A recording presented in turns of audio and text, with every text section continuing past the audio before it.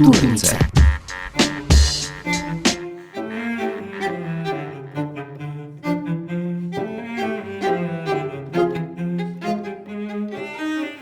Zanimivo je v smislu, da tudi moje fotografije na neki način privlačijo določene prostore.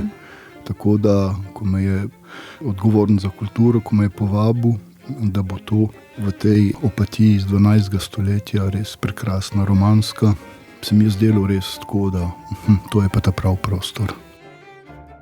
Gre za otoke Kerguelen. Kako si lahko to predstavljam? Kje se to točno nahaja? To si je težko predstavljati, zato ker to je res na jugu Indijskega oceana, toliko nizko proti južnem polu, da voda je temno rjava, valovi imajo 10 metrov, pa 2 tedna z ladjo potuješ, vetri so 200 km/h, ni pristanišča, ladja vrže sidro, ne. Nekje zunaj? Zunaj, potem te ali s helikopterjem, kateri je zmeraj na ladji, ali te pridejo, pa tam imajo tudi neko ladico. To je ena od najbolj oddaljena tako zona. 3000 km je najbližja civilizacija, ne.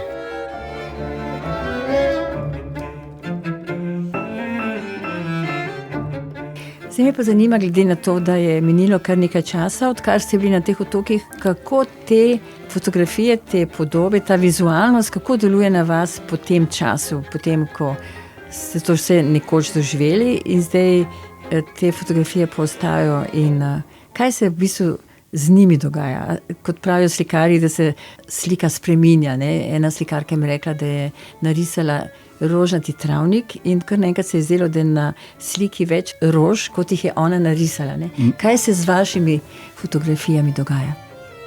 Veliko časa preživljam s svojimi fotografijami. Fotografije kot otrok, ko vzgoji, moraš pa tudi poslušati, da se ti prilagodiš. Hočeš nekaj fotografirati, to je eno, a drugo pa ti tudi hočeš, da fotografija to pokaže in pove, ampak ona po svoje to. In to je treba dolgo časa, da ti razumeš in slišiš, kaj ti fotografija pove. Zato veliko časa z njimi res debatiram. Najbolj pomembne so te fotografije, katere ne boš pokazal, ne. Kerguelen, Japonska, zakaj me tudi tako to privlači? Sem tudi ogromno fotografiral itak otoke, bolj kot teritorija. Na Japonskem kateri otoke? Ta najbolj na severu Hokkaido. Kar me privlači, ne, je ta, kako ti doživljaš en prostor, kateri v resnici otok je, ne, omejen, je zaprt. Opazim naenkrat, da me res ti zaprti prostori, od seveda zaporov naprej, zanimajo, ampak sem ogromno bil tudi na Karibih in seveda sem opazil, da nisem čisto doživel, da več ne pokažem samo posamezne fotografije, pa cele cikle. Na Karibih sem delal skoraj 15 let, ne.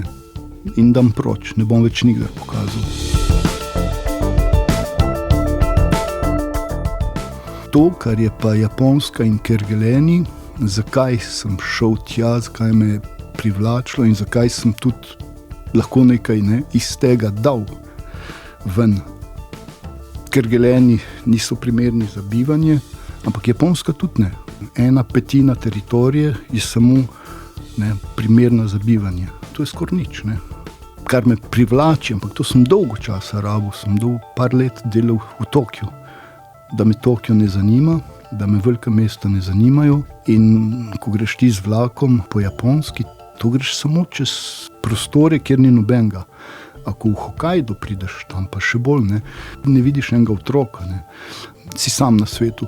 Tako da Kergueleni niso primerni za bivanje, zame tudi Japonska ni, in naenkrat se srečaš s to, bi rekel, praznino, ampak to ni praznina, katera je pomanjkanje, to je nekaj polnega, v smislu, da ti praznino fotografiraš, mora biti nekaj, prevedeš nekaj v nevidnega.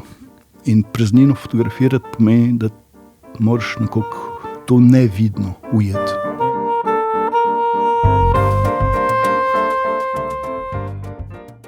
Torej, ta razstava govori o tem, ne? Praznine, kako, to sem prebrala, kako bi lahko naseljevali praznino, ne? Ja, je Francoz rekel, Le monde s'abrite dans l'absence. Najdeš svet v praznini, pomeni, da se, ko se daš v zavetišče, ne, da se skriješ. Da.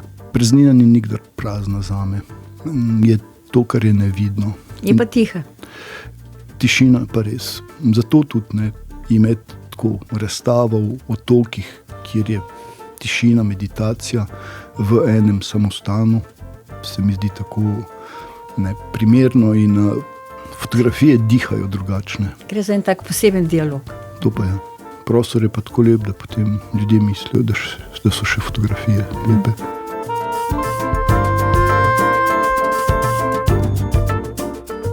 Kar je zame še bolj pomembno, je, da način, kako postaviš fotografijo v takšen prostor, je prvo spoštovanje prostora. In ko sem jaz prišel, to je treba zamisliti te kamne, ne, ta rjava, lepa barva. In moja prva ideja je bila, da se prilagodiš prostoru in daš tako fotografije, da je to res en dialog s fotografijami in s prostorom.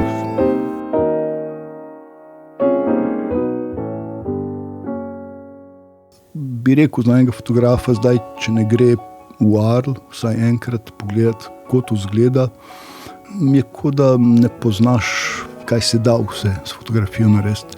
To je ena etapa v fotografskem življenju, katero moraš videti. Zdaj par let imajo že samo enega umetnika. Pomeni, da imajo tudi sredstva. Je rato en pomembnih prostorov v Franciji, a tudi to, ko je zdaj ta Grand Arles, širši Arles, je pa še bolj pomembno, zato kar Arles reče, da je dobro, je zares dobro. Zato, ker je tako stroga selekcija.